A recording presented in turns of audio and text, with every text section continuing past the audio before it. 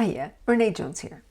So I have a client, Faith, who finally made it up the corporate ladder to the C-suite after a mighty struggle to balance work and family. And her younger colleagues zipped up the ladder with ease. But they weren't moms.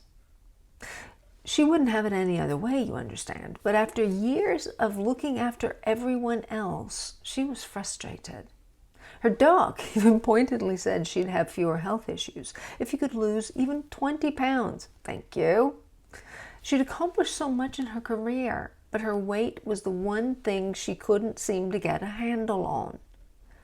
She said, I've done much harder things. How can I fail so spectacularly at my health and weight? Yeah. Like many of us, she struggled to access her power when she needed it most often prioritizing others and their needs and ignoring her own. Sound familiar? Last week, I asked you to identify what creates that disconnection for you. So make a note. When X situation happens, I often Y responds. If you often crash land in front of the refrigerator, you are not alone. So let's walk through that. So something happens, usually something that has happened before, and it throws our best intentions to the wind. I mean, you even see the pattern, right?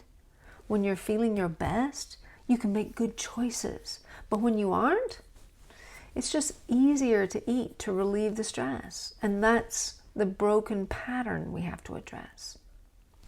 We all need soothing at times, and some days more than others.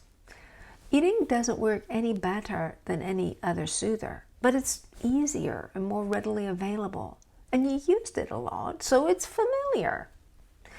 It's something long trained into us, from parents who just needed a quiet moment, to teachers who at least used to be able to use it as a reward, to the candy dish on an office desk. Oral soothing is a real thing. It's just not the only thing. Your superpower is in knowing how to make a more helpful soother more readily available. Then you can transition it to your go-to. What might that be for you?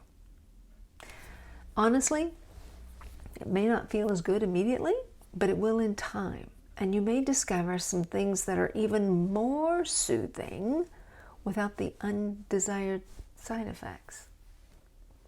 The truth is, long-term weight loss comes down to doing something differently. It's making that choice your go-to rather than what you've done in the past. It doesn't mean you never get what you love.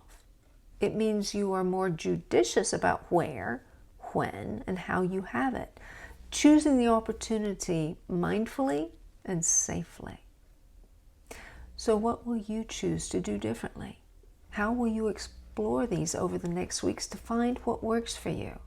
Use your superpower to make sure you have options. And if you need a little help, don't hesitate to contact me. All the best.